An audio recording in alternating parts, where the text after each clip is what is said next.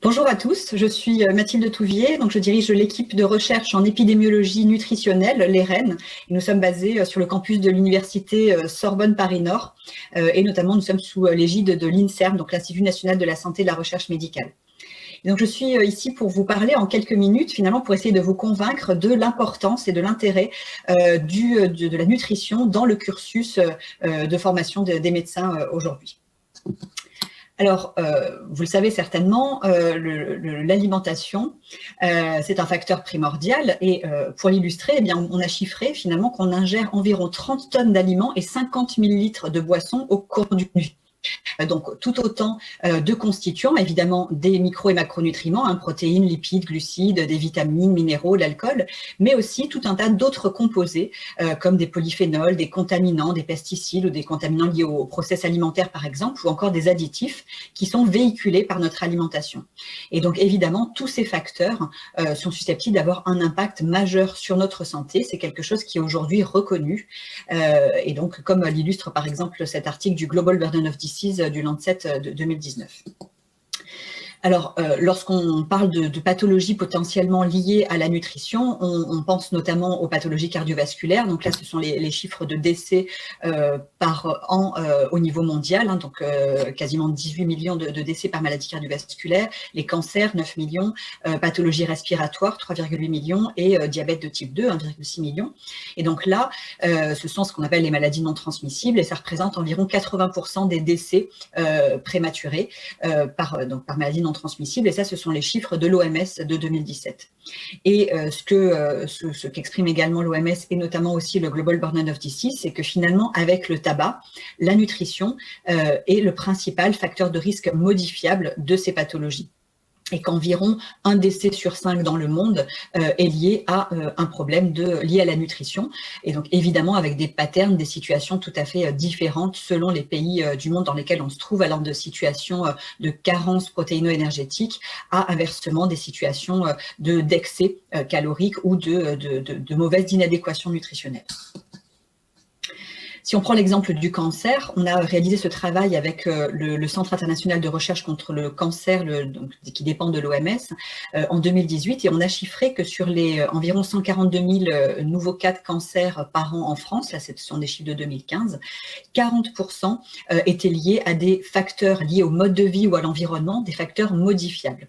Et dans le top 10 des facteurs modifiables, après le tabac, on retrouvait 5 facteurs nutritionnels.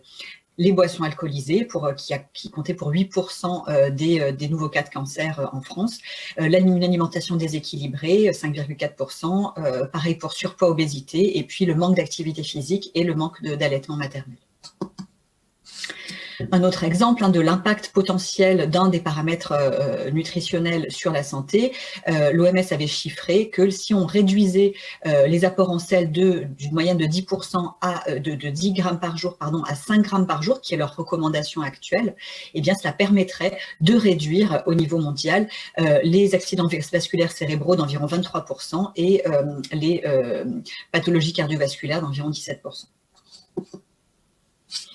Et encore, pour vous illustrer donc l'impact, l'importance de ce paramètre nutrition sur ces pathologies majeures, les chiffres du Global Burden of Disease, donc le groupe nutrition en 2017, qui faisait le bilan finalement des principaux facteurs de risque en termes de décès, de causes de décès dans le monde, et qui montrait que les facteurs nutritionnels arrivaient en tête, même devant le tabac, de ces facteurs de risque lorsqu'on regardait au niveau mondial, là aussi, avec évidemment des disparités selon les pays.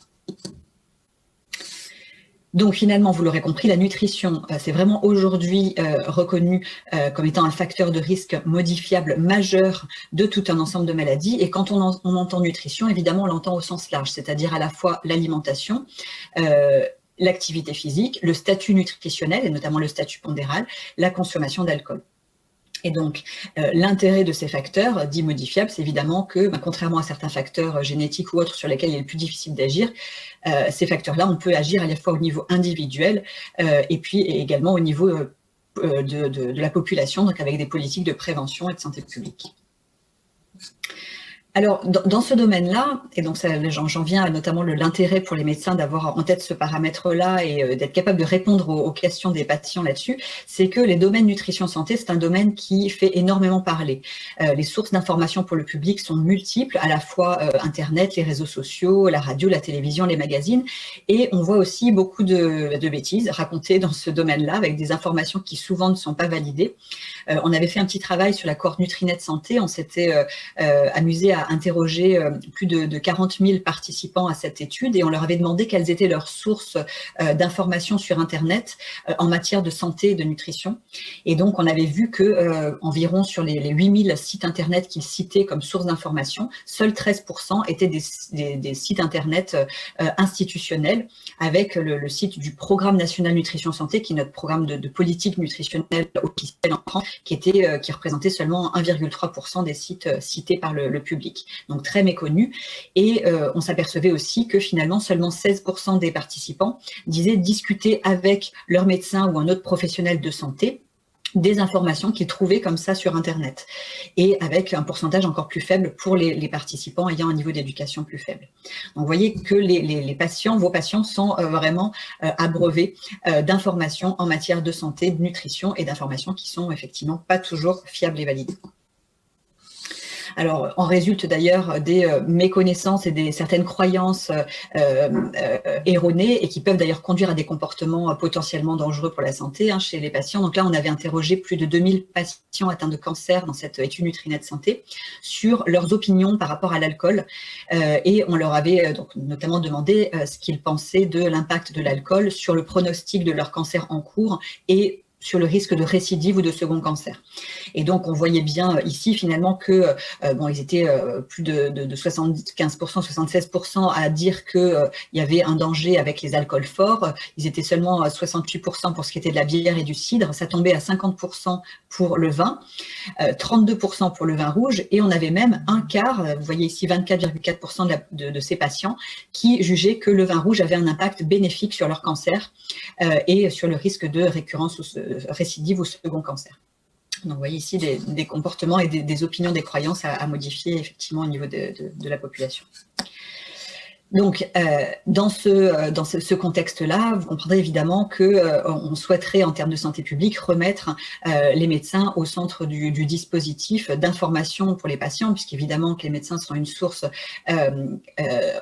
évidemment fiable d'information et en tout cas dans laquelle les patients ont vraiment confiance.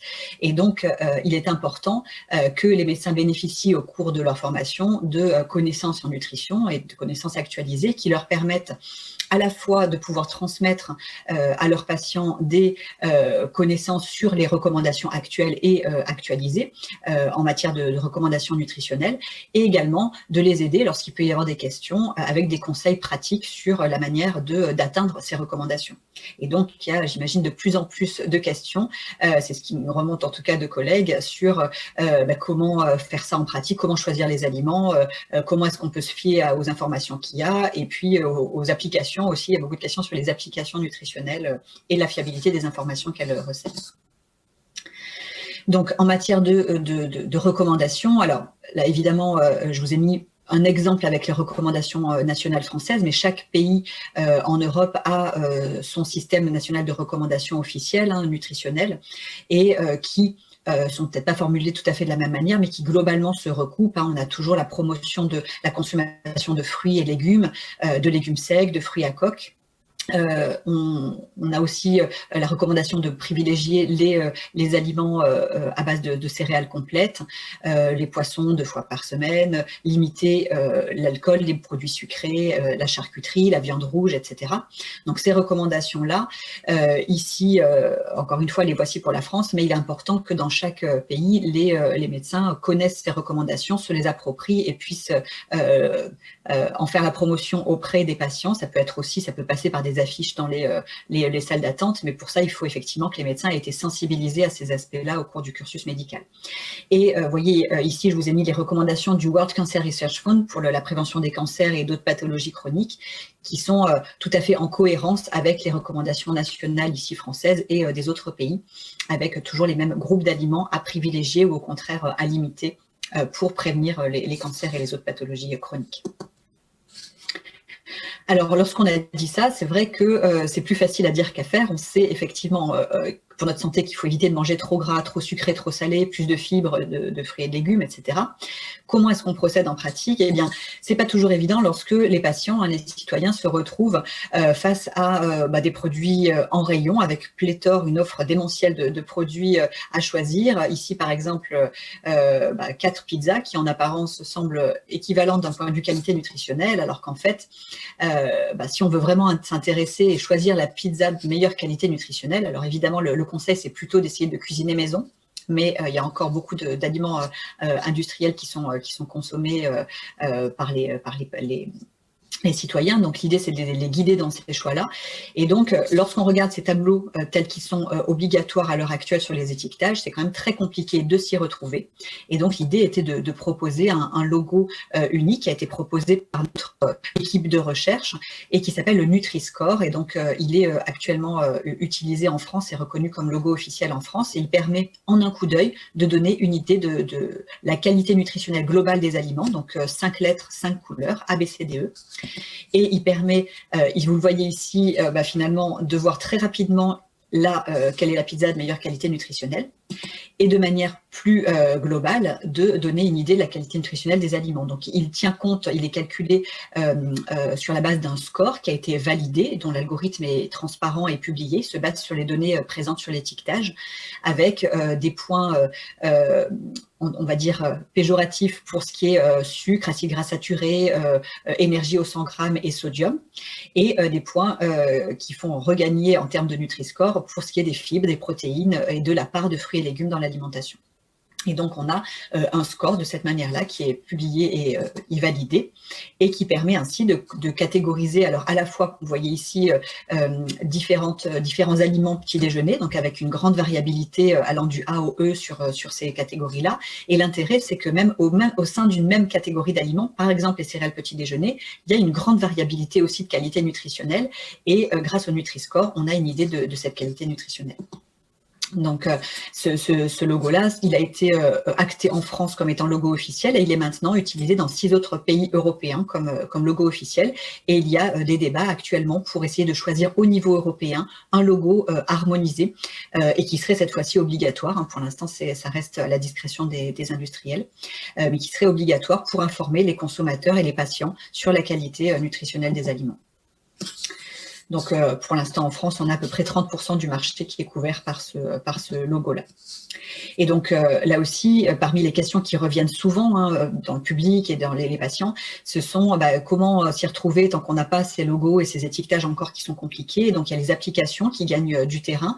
Et il y a notamment une application qui se développe très fortement, qui est partie de France, qui s'appelle Open Food Facts, mais qui maintenant est développée dans de nombreux pays et qui permet de scanner les aliments et de donner une idée de la qualité nutritionnelle des aliments, et notamment elle fournit le Nutri-Score qui est calculé pour chaque aliment, et aussi la liste des ingrédients, des additifs, etc. présents dans les produits.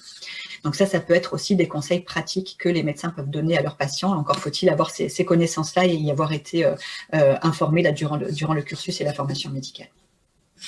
Alors, l'important aussi, c'est de comprendre que c'est un champ qui est en pleine expansion, en plein dynamisme de recherche. On a des connaissances fortes sur l'impact des acides gras saturés, du sel, des fibres, etc. sur la santé. C'est ce qui a permis de développer les recommandations nutritionnelles, de développer le Nutri-Score, etc.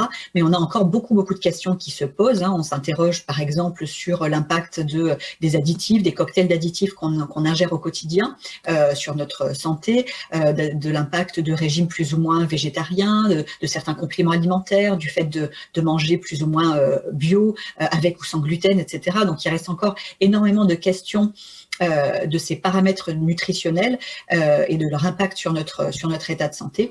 Et donc là aussi, c'est important finalement que les médecins puissent alors d'une part inciter leurs patients à participer aux études et aux différentes recherches pour faire améliorer les connaissances en nutrition santé, et d'être capable aussi d'avoir un regard critique et de comprendre cette nouvelle recherche et de se tenir au courant des connaissances.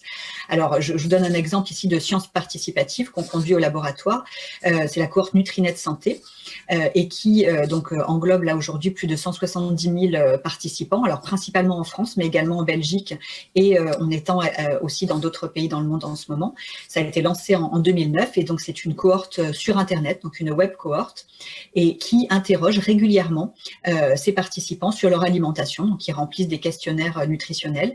On a aussi tout un tas des enregistrements de 24 heures, et on a tout un tas d'autres questionnaires pour compléter ces données à la fois sur des aspects nutritionnels, mais aussi sur les modes de vie plus généralement, tabac, alcool, activité physique, etc. On a une biobanque aussi avec du sang, des urines, du plasma, etc. chez ces participants, et on suit leur état de santé dans le temps, avec là déjà depuis le début du suivi, plus de 4000 cas incidents de cancer, 2700 pathologies cardiovasculaires, 1300 décès, et on a un chaînage avec les bases de l'assurance maladie et des causes de mortalité du registre national de mortalité en France. Et donc c'est important là aussi d'inciter les patients et la population générale à participer à ces recherches pour faire progresser les connaissances en nutrition et santé. Donc voilà l'interface de notre étude. Vous voyez, les participants saisissent leurs aliments consommés, les différentes portions, et ça permet de faire de la recherche comme ça sur nutrition et santé. Par exemple, dans les sujets un peu chauds et d'actualité qui font vraiment l'objet de recherche en ce moment, pas encore de consensus, mais en tout cas de recherche, on a publié plusieurs articles sur les liens entre aliments ultra transformés et santé dans cette cohorte Nutrinet Santé, donc cancer, maladies cardiovasculaires, mortalité, troubles gastro-intestinaux, symptômes dépressifs, diabète de type 2 et prise de poids et obésité. Et donc, ces travaux-là ont fait pas mal de bruit dans la presse. Et là, si j'en parle aujourd'hui aussi, c'est parce qu'il y a forcément du coup des questions qui arrivent de la part des patients qui ont entendu parler de ces travaux et qui parfois demandent des comptes à leur médecin en demandant quelle est une lecture, les aider à lire ces résultats-là et à comprendre ce qu'il en est et quels sont les conseils pratiques à mettre en application. Et donc, ces travaux ont notamment conduit à la mise en place d'une commission d'enquête parlementaire en France et à la modification des recommandations nationales et à la prise en compte aussi par la FAO du fait de limiter les aliments ultra transformés dans le régime alimentaire.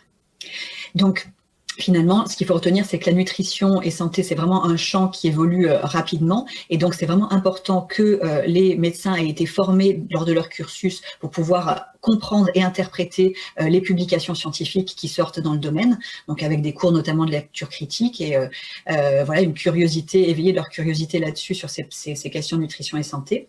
Avoir également de la formation continue leur permettant de se tenir à jour sur les recommandations actuelles et les nouvelles études. Tout ça, évidemment, pour guider leur pratique clinique, être capable de donner des conseils à leurs patients sur les recommandations à suivre en matière de nutrition, mais aussi pour les encourager à participer aux recherches, aux sciences participatives en nutrition santé pour améliorer le savoir dans ce domaine-là, à la fois pour eux, pour les patients eux-mêmes, mais aussi pour les générations futures. Et donc, j'ai listé ici quelques sources d'informations. S'il y a quelque chose aussi à mettre en garde, pour lesquelles il faut mettre en garde les médecins et du coup leurs patients, c'est vraiment l'aspect méfiez-vous des informations qui circulent, beaucoup d'informations à but commercial pour vendre certains compléments alimentaires, certaines cures de jeûne ou ce genre de choses payantes. Voilà, l'idée, c'est vraiment de les ramener vers des sources fiables, à la fois les instances nationales, alors par exemple les instituts nationaux du cancer dans les différents pays, les agences sanitaires, le réseau NACRE, par exemple, c'est un réseau de nutrition cancer en France, mais qui est en train de s'étendre aussi au niveau international, et puis l'IARC, l'OMS, et puis par exemple sur les aspects nutrition aussi l'EFSA, qui est l'Agence européenne de sécurité des aliments. Donc attention dans ce domaine-là aux informations qui circulent, méfiance, et notamment dans un domaine où il peut y avoir pas mal de problèmes de conflit d'intérêts, donc toujours vérifier d'où vient l'information. Voilà, en tout cas, j'espère vous avoir convaincu de l'importance de la nutrition et de promouvoir la nutrition au sein du cursus médical, puisque les médecins et autres professionnels de santé ont évidemment un rôle clé à jouer dans la prévention nutritionnelle des maladies chroniques. Je vous remercie pour votre attention.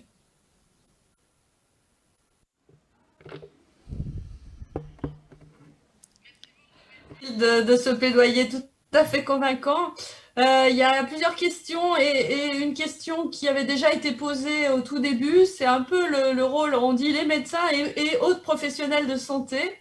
Notamment, il y a beaucoup de diététiciennes qui assistent au webinaire et on n'en parle jamais, diététiciens et diététiciennes, pardon. et donc qui ont envie de savoir quelle est leur place. Et moi, je voudrais un petit peu prolonger la question. C'est qu'en fait, les gens qui ont des pathologies de la nutrition, l'obésité, le diabète, le risque cardiovasculaire, etc., peuvent souvent discuter avec leur médecin ou aller voir une diététicienne, ou le médecin va conseiller d'aller voir une diététicienne. Alors, quand on est dans la prévention, c'est beaucoup plus compliqué et la France n'a pas énormément une culture de prévention. Alors, je voulais voir comment toi, tu voyais les choses et quel était le rôle des différents professionnels de santé. Il y a aussi maintenant, se développent les infirmières azalées qui font l'éducation thérapeutique au cabinet, etc. Comment tu vois les choses ? Alors, oui, évidemment que les diététiciens et les diététiciennes ont un rôle absolument majeur à jouer dans ce dispositif-là. Alors, le truc, c'est que eux, forcément, pour avoir choisi cette voie, ont une appétence, un intérêt, et ils sont totalement convaincus de l'importance de l'alimentation, de la nutrition sur leur santé. Donc, c'est pas vers eux que la question de la formation, etc., initiale, en tout cas, se pose. Par contre, voilà, là, ce que je voulais dire aujourd'hui, c'est il est important que les médecins qui, justement, parfois, nous, on travaille pas mal avec des services d'oncologie, par exemple, n'ont pas le temps eux-mêmes de prendre en charge les aspects nutrition des patients, alors que c'est absolument majeur pendant le traitement, pour après-traitement, etc. Et donc, qu'il y ait un maillage fort, là, au niveau de l'hôpital, par exemple, entre les médecins, les diététiciens, le service diététique, qui font le relais de ces informations-là, c'est sûr que là, ce seront pour le coup les diététiciens qui vont prendre en charge tous ces aspects-là. En ville, oui, c'est sûr que c'est la même chose. Il y a vraiment une importance majeure de cette profession diététicien. Alors après, c'est vrai, je suis d'accord avec toi, on n'a pas fortement tendance, en tout cas en France, pour la prévention comme ça au quotidien, à aller voir un diététicien quand on n'est pas déjà dans la pathologie, déjà avec un problème à résoudre, en tout cas, enfin, moi, à ma connaissance. Et c'est vrai que c'est peut-être quelque chose qu'il faudrait voir de la même manière qu'on fait des check-ups de temps en temps avec un médecin généraliste. Voilà, est-ce qu'on ne devrait pas de temps en temps avoir alors que tout va bien pour le moment, justement, une consultation avec un diététicien, une diététicienne pour rester en bonne santé et avoir une alimentation qui permette de le rester longtemps. Donc, c'est effectivement une bonne question. Ouais, je pense que demain matin, là, on aura la table ronde sur aussi les projets, comment on peut avancer. Et là, je pense que ça sera intéressant peut-être pour l'avenir du programme de tenir compte de ça et de s'intéresser aussi à ces professionnels de santé qui sont pour le coup très compétents pour mettre en musique les recommandations. C'est quoi manger 300 grammes de fruits ou monter à 600 grammes de légumes par jour? C'est pas évident. On a vraiment besoin de professionnels pour ça. Alors, il y a des questions sur Open Food Facts. Et est-ce que je croyais que c'était controversé, et pas toujours à jour? Qu'en pensez-vous? Une autre sur le Nutri-Score, est-ce qu'il prend en compte la transformation des aliments? Et puis, il y avait une question qui, tout à l'heure, était plutôt pour l'intervenant précédent, mais qui rejoint un peu ça. Croyez-vous à l'efficacité des messages bons pour la santé? Pour finir, Nutri-Score, ça te dit si c'est bon pour la santé. Du coup, voilà, je voudrais avoir ton avis là-dessus. Alors, sur les applis, donc sur les applications, notamment donc en France, mais je sais que voilà, c'est une application qui fait beaucoup parler. Il y a l'application Yuka, il y a d'autres applications qui se sont développées. Et donc, globalement, si on parle de manière globale sur les applications, ce qui est super, c'est que ça a vraiment permis, au cours de ces dernières années, de sensibiliser les gens au fait d'avoir un regard critique sur ce qu'ils ont dans leurs assiettes. Et du coup aussi de devenir des consommateurs exigeants qui font bouger les lignes et qui font pression d'une certaine manière auprès des industriels pour améliorer l'offre alimentaire. Donc, de manière générale, moi, je suis très, très contente qu'il y ait ces applications-là et ça, c'est vraiment très bien. Après, voilà, selon les applications, il y a des informations qui sont plus ou moins fiables ou en tout cas qui, souvent, pour certaines applications, vont plus loin que le niveau de preuve scientifique qu'on a à l'heure actuelle. Donc, les applications qui, par exemple, se permettent de donner une note globale sur les aspects à la fois nutritionnels, transformation, etc., ça, on n'est pas capable de le faire à l'heure actuelle. Et donc, c'est pour ça que moi, à l'inverse, là, je parlais de l'application Open Food Facts, qui est officiellement soutenue par Santé publique France et qui donne des informations très factuelles, c'est-à-dire que le Nutri-Score est calculé, et donc là, avec les informations telles que présentes sur l'étiquetage, avec l'algorithme qui est voilà, transparent, tout le monde y a accès pour vérifier l'information. Et puis ensuite, il y a de manière factuelle la liste des ingrédients, des additifs et d'autres matières ajoutées, etc. Il y a est-ce que l'aliment est un aliment bio ou pas. Donc les labels sont aussi voilà, montrés par l'application. Et donc là, on est totalement en phase avec le niveau de preuve scientifique qu'on a actuellement. Alors, qui reste des erreurs sur certains produits, etc. Donc ça, c'est possible, hein, puisque là, ça couvre plusieurs centaines de milliers d'aliments du marché français. Donc c'est une grosse machinerie. Maintenant, justement, Open Food Facts encourage les industriels à leur transmettre les informations de manière à ce qu'ils aient toute l'information et à l'intégrer eux-mêmes pour qu'il n'y ait aucune erreur. Si les industriels remarquent certaines erreurs sur les produits, Open Food Facts corrige tout ça. La deuxième question sur le Nutri-Score, ça rejoint ce que je disais là. Le Nutri-Score ne couvre que, c'est déjà énorme, la qualité nutritionnelle. Donc, ce que je vous disais tout à l'heure, donc les fibres, le sucre, le sel, etc. Donc, les aspects vraiment nutritionnels. Qui sont les aspects qui, aujourd'hui, sont ceux pour lesquels on a les niveaux de preuve les plus forts sur l'impact sur la santé. Une autre dimension de l'alimentation, c'est l'aspect transformation. On peut avoir, donc il y a une forte corrélation entre les deux, hein, il y a la plupart des aliments, enfin pas la plupart, mais il y a une corrélation, c'est-à-dire que beaucoup d'aliments bien classés au Nutri-Score sont également des aliments moins transformés et inversement. Mais il y a aussi des aliments qui sont ultra transformés avec des additifs, des édulcorants par exemple, qui vont avoir un bon Nutri-Score, hein, parce qu'ils ne contiennent pas de sucre justement, puisqu'il y a des édulcorants. Mais pour le coup, c'est une autre dimension qui n'est pas couverte par Nutri-Score. Et là-dessus, il y a deux réponses. Il y a le fait que, à l'heure actuelle, c'est assez récent finalement, ces recherches qu'on a conduites sur aliments ultra transformés, nous et puis les collègues au niveau international. Et les études sur les additifs sont en cours à peine en ce moment. On est un des premiers projets là à pouvoir conduire au niveau épidémiologique des études sur additifs et santé. Donc on n'en est pas encore à pouvoir intégrer dans un logo global les aspects dangerosité des additifs, des cocktails d'additifs, etc. Donc il y a un niveau de preuve qui est moins fort et on en est plus sur le principe de précaution à dire voilà, comme le dit Santé publique France, limiter les produits transformés, les additifs, etc., tant qu'on n'en sait pas plus. Et c'est vraiment une autre dimension. Et une autre troisième dimension, c'est celle, effectivement, de tout ce qui est pesticides, contaminants environnementaux, qui, là aussi, il peut y avoir des corrélations, mais c'est encore une autre dimension. Donc, c'est pour ça qu'à l'heure actuelle, en pratique, c'est regarder le Nutri-Score pour la qualité nutritionnelle, limiter les produits ultra transformés en regardant pas trop d'additifs, etc., et les aliments bio, si possible, les favoriser. Merci beaucoup Mathilde, parce qu'on reprend, il y a une petite question, mais tu leur répondras, je pense, en privé. Comment on peut être inclus dans les cohortes Nutrinet et tout? Peut-être qu'on te la transmettra en privé. Merci beaucoup. On est obligé de passer à la session suivante. Merci Martine. Merci.